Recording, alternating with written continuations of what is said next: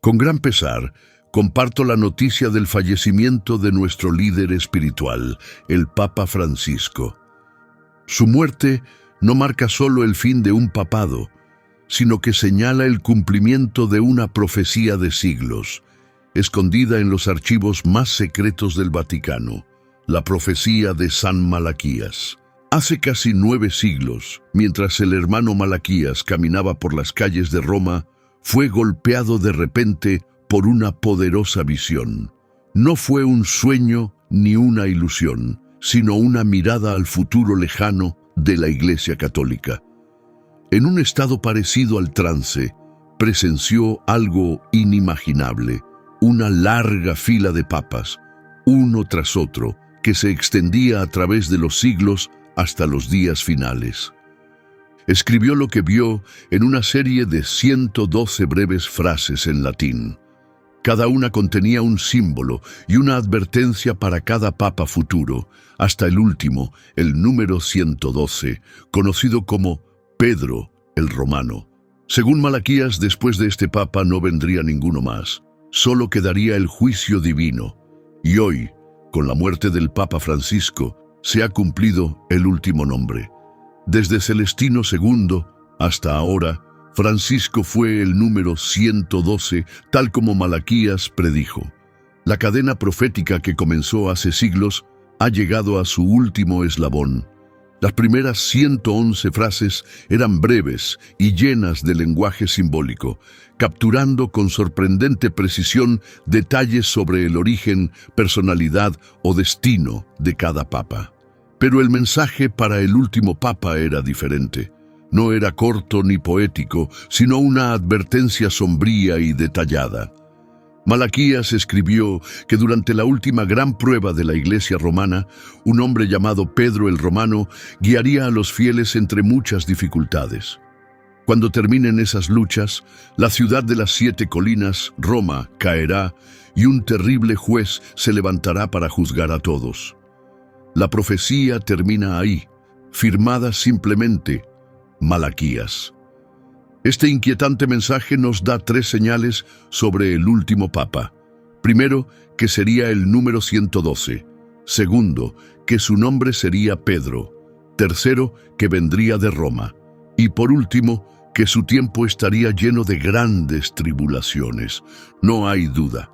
Francisco es el Papa número 112 desde Celestino II, justo como predijo San Malaquías. Durante muchos años se esperaba que el último papa se llamara claramente Pedro y naciera en Roma, una identidad fácil de reconocer. Pero como muchas profecías antiguas, el mensaje de Malaquías estaba envuelto en simbolismo. Ahora, con la perspectiva del tiempo, las piezas encajan de manera inquietantemente perfecta. El Papa Francisco nació en un hogar humilde del barrio de Flores, en Buenos Aires. Aunque nació en Argentina, sus raíces cuentan otra historia. Su familia era italiana. Sus padres venían del Piamonte, en el norte de Italia. Escaparon de un país devastado por el fascismo y la pobreza, con la esperanza de dar a sus hijos una vida mejor en Argentina. Esto significa que Francisco llevaba sangre romana, una conexión profunda con la ciudad central de la fe católica, no por ubicación, sino por herencia y espíritu. Su nombre de nacimiento era Jorge Mario Bergoglio, no Pedro. Pero algo ocurrió cuando fue elegido papa. Le preguntaron qué nombre tomaría y sin dudar respondió: Francisco. No eligió un nombre ligado al poder o a la doctrina, escogió el nombre de San Francisco de Asís, el santo conocido por abrazar a los pobres y enfermos, caminar descalzo y reconstruir la iglesia con solo amor y fe. Lo que muchos olvidan es que el verdadero nombre de San Francisco era Giovanni di Pietro di Bernardone. Giovanni, hijo de Pietro, hijo de Pedro. Un nombre lleno de simbolismo profundo. En todos los sentidos, el Papa Francisco fue la persona descrita en la antigua profecía. Fue el Papa número 112. Llevó el nombre simbólico de Pedro, y su linaje lo unía a Roma. Pero la profecía no terminaba ahí.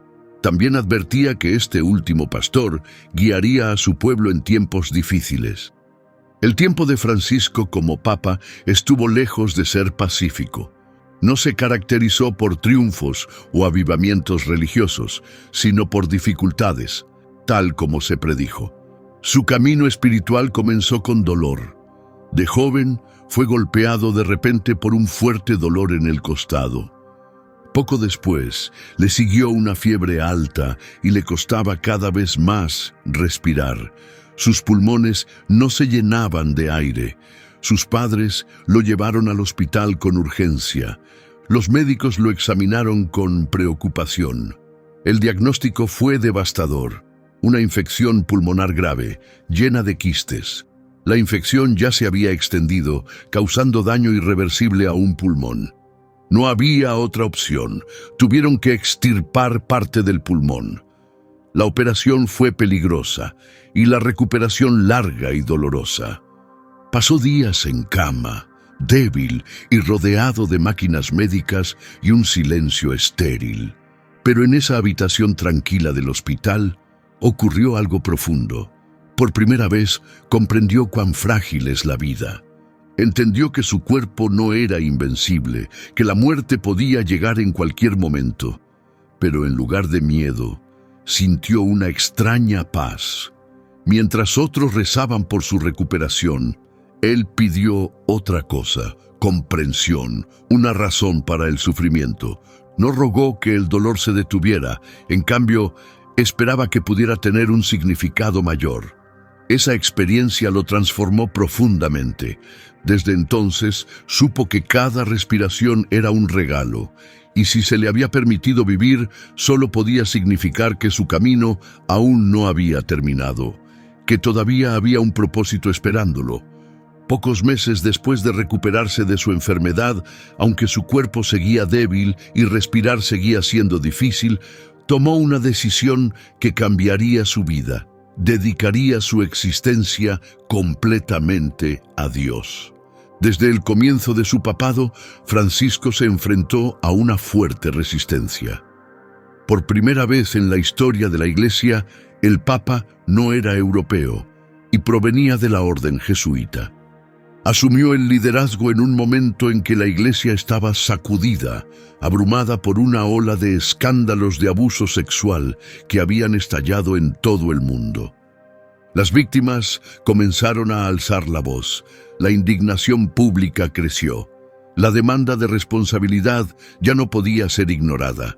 Francisco enfrentó la crisis de frente, nunca intentó suavizar la verdad, se disculpó pública y sinceramente, se reunió con las víctimas y lloró junto a ellas. Luego tomó medidas, iniciando un esfuerzo serio por implementar reformas y romper el ciclo de silencio que llevaba décadas. Pero el camino no fue fácil. Cada caso estaba relacionado con una herencia de encubrimientos, instituciones poderosas que se resistían al cambio y redes secretas que luchaban por mantenerlo todo oculto. Y justo cuando esa herida empezaba a ser atendida, surgió otra. La misma Iglesia comenzó a fracturarse desde dentro. Las divisiones entre obispos y cardenales se volvieron más visibles. Se formaron fuertes diferencias entre tradicionalistas y reformistas, y aumentó la desconfianza hacia el liderazgo del Vaticano. Durante una conferencia de prensa en su regreso de su primer viaje apostólico a Brasil, Francisco dijo algo que desataría un intenso debate. Si una persona es gay y busca a Dios con sinceridad, ¿quién soy yo para juzgar? Para muchos, fue un mensaje de compasión, pero para voces conservadoras dentro de la Iglesia fue visto como peligroso. Lo tildaron de vago, demasiado liberal, incluso lo acusaron de debilitar la doctrina de la Iglesia. Algunos miembros del clero llegaron a publicar cartas abiertas exigiendo que se explicara. Algunos incluso llegaron a llamarlo hereje, aunque nunca se presentó prueba alguna. Los críticos lo compararon con reformistas del pasado como Pablo VI, Juan XXIII e incluso Martín Lutero. Pero Francisco nunca respondió, nunca intentó justificarse, en cambio siguió adelante, tranquilo, firme y decidido, guiado por un profundo sentido de propósito. No había aceptado el rol de papa para agradar a todos. Vino a servir y creía que toda transformación real traería incomodidad antes de poder traer sanación. Ante cada desafío se mantuvo fiel a su misión. Francisco creía que el futuro de la Iglesia no estaba en el aislamiento, sino en abrirse. Volvía una y otra vez a una palabra que incomodaba a algunos: sinodalidad. Para él significaba una iglesia que camina unida, reflexionando en conjunto, buscando guía como un solo cuerpo. Una iglesia no gobernada solo desde arriba, sino donde el Espíritu Santo se escucha a través de todas las voces. Apoyó las voces de los laicos, de las mujeres, de quienes usualmente eran dejados de lado. Imaginó una iglesia menos enfocada en la jerarquía y más en la responsabilidad compartida. Una iglesia que realmente acogiera a quienes por mucho tiempo habían sido excluidos: migrantes, divorciados, mujeres y otros marginados. No se trataba solo de política, era una renovación espiritual profunda. Algunos pensaban que era demasiado blando, otros que era demasiado duro. Los debates en línea amplificaban cada palabra que decía, cada acción que tomaba. Pero las tensiones que enfrentaba no se limitaban a los debates internos de la Iglesia. Su liderazgo se desarrolló durante uno de los periodos más caóticos e impredecibles de la historia reciente. El mundo que rodeaba al Papa Francisco estaba lejos de ser estable. Estallaron guerras como la de Ucrania, los cristianos sufrían violencia y opresión en partes de Oriente, y las crisis climáticas, financieras y espirituales se propagaban por todo el planeta. La Iglesia también se veía enfrentada a una cultura que parecía alejarse cada vez más de la fe. Luego, en 2020, el mundo se detuvo. La pandemia cerró iglesias, suspendió peregrinaciones y silenció ciudades antes llenas de vida. En una de las imágenes más impactantes de esa época, el Papa Francisco se paró solo bajo la lluvia en una plaza de San Pedro vacía, frente a la Eucaristía bajo el cielo abierto. Ese momento, cargado de silencio y tristeza, reflejaba el dolor y la incertidumbre que envolvían al mundo. Pero en esa noche oscura, cuando parecía que hasta Dios había guardado silencio, Francisco alzó la voz y le recordó al mundo que no estaban solos. Ese solo acto se convirtió en uno de los momentos más inolvidables de su papado. En un tiempo en que el miedo y la pérdida dominaban, él se mantuvo firme en la fe. Incluso cuando las iglesias se vaciaban y las dudas crecían, no retrocedió. En una de sus decisiones más valientes, viajó a Irak, un lugar marcado por la violencia y la división, donde ningún papa había ido antes. Allí se reunió con líderes tanto del Islam como del cristianismo, promoviendo la unidad y un futuro compartido basado en la paz, no en el miedo. Se acercó a líderes de todas las religiones abrahámicas, musulmanes, judíos y ortodoxos. En una reunión histórica, abrazó al gran imán de Al-Azhar, la máxima autoridad del Islam suní. Juntos firmaron un documento extraordinario sobre la fraternidad humana que llamaba a la paz, el respeto mutuo y la justicia más allá de las diferencias religiosas.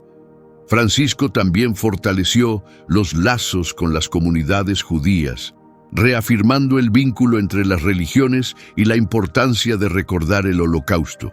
Lloró en Auschwitz y abrazó a sobrevivientes, honrando sus historias y su dolor. Sus esfuerzos también llegaron al mundo ortodoxo.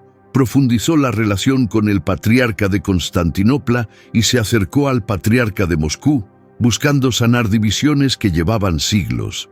En Cuba ocurrió algo histórico, un momento poderoso cuando el Papa Francisco se reunió y abrazó al patriarca Kirill de Moscú. la primera vez que los líderes de las iglesias católica romana y ortodoxa rusa se encontraban en más de 1000 años. Pero el tiempo de Francisco como papa nunca estuvo marcado por la facilidad ni la comodidad.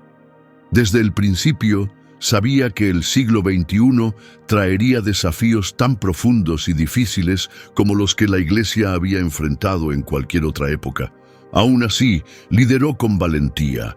Incluso en medio de la oscuridad, siguió adelante, impulsó reformas, condenó la injusticia, se puso del lado de los excluidos y habló con la verdad frente al poder. Pero guiar a la Iglesia no fue una tarea sencilla. Fue enfrentada con tensión, resistencia y una presión constante. Su enfoque era diferente, y eso generó olas. Rechazó usar la capa roja tradicional. Eligió no vivir en el palacio papal. Hablaba en un lenguaje cotidiano, en lugar de usar latín. No gobernaba con autoridad, escuchaba. Desde el principio, Francisco abrazó su identidad como el Papa de la Misericordia. Su lema episcopal, miserando ad que eligendo, se traduce como lo miró con misericordia y lo eligió. Estas palabras hacen referencia al momento en que Jesús vio a Mateo, un recaudador de impuestos y pecador, y lo llamó a seguirlo. Reflejaba la creencia de Francisco: aunque el pecado debe reconocerse, nunca se debe rechazar al pecador. En lugar de castigo, ofrecía compasión.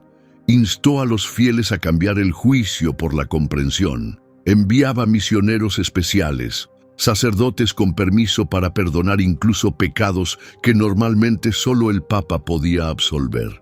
Pidió a los confesores que fueran como padres amorosos, no como jueces severos.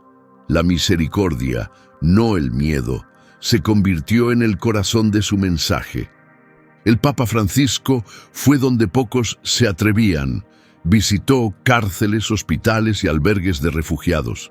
Se inclinó para lavar los pies de inmigrantes, mujeres y personas de distintas religiones. A través de sus acciones, sus palabras e incluso sus silencios, transmitía un solo mensaje: la misericordia no es debilidad, es la forma más poderosa del amor. Y esta imagen de amor y compasión era el rostro de Cristo que Francisco anhelaba mostrar al mundo. La profecía decía que Pedro el Romano guiaría a su pueblo en grandes pruebas. Esa ha sido la esencia misma del papado de Francisco. Y ahora, como fue predicho, ha llegado a su fin. Pero la profecía no termina ahí. Finaliza con una declaración escalofriante. Cuando todo esto haya sucedido, la ciudad construida sobre 7 colinas será destruida, y el juez terrible dictará su juicio financial. Esta línea ominosa no es solo el cierre de una lista, señala el fin de una era. La ciudad de las 7 colinas no es solo una frase poética, es una referencia clara. En el capítulo 17 del Apocalipsis se menciona a una mujer sentada sobre 7 colinas. Las 7 cabezas son 7 colinas, dice el texto. No hay duda de a qué ciudad se refiere. Es Roma, la misma Roma de la que hablaba San Malaquías, la ciudad que enfrentaría la destrucción tras el reinado del último papa. Pero esa destrucción puede no ser física. Puede no venir del fuego ni del conflicto, sino de algo menos visible, algo espiritual, un colapso desde dentro, una caída moral y simbólica, y tal vez el corazón de la profecía no sea sobre el desastre. Es una advertencia final, una llamada a despertar, no simplemente una condena. La profecía termina con una seria advertencia. El juez terrible traerá juicio, no solo a quienes hicieron el mal, sino también a los fieles. Esto sugiere un tiempo de rendición de cuentas para todos. La profecía de San Malaquías no trata solo del fin, es una llamada de atención. Aunque muchos la han descartado como mito o superstición, su sorprendente precisión ha llevado incluso a algunos escépticos a reconsiderarla. La lista comienza con el Papa Celestino II, elegido en 1143. Malaquías lo describió como ex castro Tiberis, del castillo del Tíber. No era una metáfora vaga. El verdadero nombre de Celestino era Guido di Castello y nació cerca del río Tíber. Sirvió en una iglesia cercana al Castel Sant'Angelo, justo al lado del mismo río en Roma. No fue un símbolo poético, fue una coincidencia exacta. Incluso en tiempos modernos, las predicciones se cumplían. Cuando Juan Pablo I fue elegido en 1978, la profecía lo nombró de Medietate Lunae, de la media luna. Asumió el cargo durante una media luna. Solo 33 días después, murió repentinamente, nuevamente bajo una media luna en el cielo. Su papado fue breve y misterioso. Hasta hoy, su muerte repentina genera especulaciones y preguntas sin respuesta. Pero algo está claro. La profecía lo describió con una precisión inquietante. Para su sucesor, Juan Pablo II, la profecía usó la frase de labore solis, del trabajo del sol, o el eclipse del sol. Karol Wojtyła, conocido en el mundo como Juan Pablo II, nació durante un eclipse solar. También falleció el 8 de abril de 2005, bajo la sombra de otro eclipse. Su vida parecía reflejar el viaje del sol, incansable, radiante e imparable. Viajó más que cualquier otro papa antes que él, llevando la fe a todos los rincones del mundo. Se convirtió en un faro de unidad, resistencia y esperanza. Un sol incansable, brillando hasta el final. Pero la profecía continuaba. El Papa Benedicto XVI fue asociado con la frase Gloria Olivae, la gloria del olivo.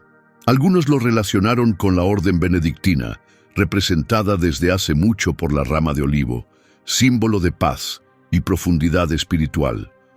Otros vieron el reflejo de esa frase en la naturaleza tranquila y contemplativa de Benedicto y en la calma reflexiva de su teología.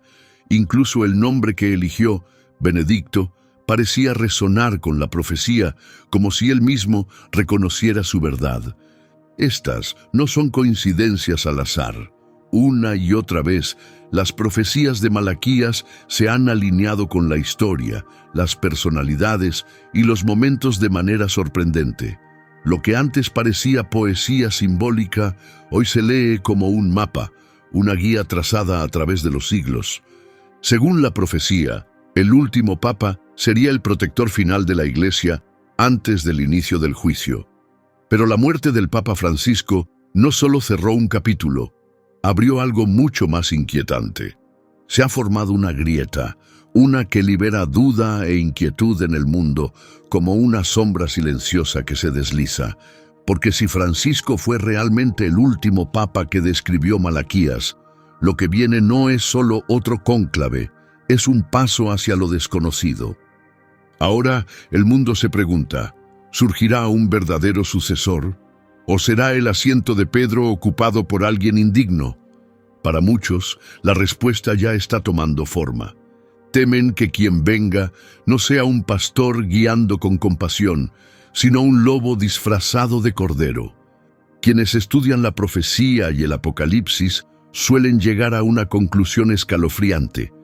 El que siga a Francisco podría no ser un verdadero sucesor, sino el falso profeta descrito en el capítulo 13 del Apocalipsis. Aparecerá como manso, devoto, incluso santo, pero las palabras que salgan de su boca traerán engaño y destrucción. Tenía 2 cuernos como un cordero, pero hablaba como un dragón. Esta figura no guiará con la verdad, guiará para desviar. Y ahora surgen preguntas urgentes, preguntas que ya no pueden ser ignoradas. Si el Papa Francisco fue el último pastor, ¿quién tomará el timón ahora? ¿Podría esta nueva figura ser quien prepare el camino para el anticristo? La profecía de San Malaquías no es una predicción aislada. Las Escrituras han repetido las mismas advertencias durante siglos. En su carta a los tesalonicenses, el apóstol Pablo escribió que antes del día final habría una gran rebelión y se rebelaría el hombre del pecado. Incluso Jesús, en Mateo 24, advirtió a sus seguidores sobre lo que vendría. Dijo que el mundo sería sacudido por guerras, hambrunas, enfermedades y terremotos, llamándolos el principio de los dolores de parto. Y solo necesitamos abrir los ojos. Vemos pandemias globales, desastres naturales cada vez más frecuentes, amenazas crecientes de guerra y una decadencia silenciosa de la moral y la verdad espiritual. Estos no son eventos al azar, forman un patrón. Durante años, estos versículos parecían advertencias lejanas, mensajes para otro tiempo. Pero ahora, tras la muerte de Francisco, se sienten inmediatos, urgentes, reales. Todo ha sido predicho: la traición a la fe, la revelación del engañador, una figura falsa que afirma ser enviada por Dios, pero que lleva consigo un propósito oculto. Aún así, incluso en la noche más oscura, la luz permanece. Incluso cuando las sombras se acumulan, la esperanza sigue viva. La muerte del Papa Francisco puede marcar el final de un capítulo, pero no es el fin de la fe, porque la fe verdadera no muere con una sola persona. La creencia auténtica va más allá de los individuos. Sobrevive, se fortalece, especialmente en tiempos de dificultad. Ahora más que nunca, este no es un momento para el miedo. Es una llamada a despertar, a sacudirse la indiferencia, a volver a Dios con sinceridad, humildad y urgencia. Puede que no sepamos lo que viene, pero sí sabemos quién sostiene el futuro en sus manos. Mantente alerta, porque no sabes el día ni la hora. Francisco no dejó detrás monumentos imponentes ni grandes palacios. Dejó algo mucho más poderoso, algo que no se puede derrumbar, un legado. Fue el Papa que rompió con la tradición, que bajó del estrado papal para caminar entre la gente, eligió escuchar en lugar de mandar, valoró la honestidad por encima de la popularidad, la verdad por encima de la conveniencia. Su misión fue recuperar el reflejo más puro del cristianismo. Nos recordó una y otra vez: el rostro de Dios vive en los rostros de quienes sufren. Francisco no transformó la Iglesia solo con políticas, sino creando una cultura del encuentro. Hizo de la misericordia el mensaje central. Mostró humildad en una época donde el ego grita más fuerte. Ofreció segundas oportunidades en un mundo que se apresura a condenar. No buscó una iglesia distante o desconectada, sino una iglesia compasiva, presente y real. A través de su ejemplo, la Iglesia comenzó a recordar de qué se trataba todo desde el principio: Jesús. Hay algo innegable: el Papa Francisco ya no está. Su tarea ha terminado. Tras una vida llena de pruebas, con valentía y propósito, ha regresado a casa para encontrarse con su Creador. Que su alma encuentre ahora la paz que tantas veces deseó al mundo. Que las puertas del cielo se abran de par en par para recibirlo. Descansa en paz, Francisco. Amén.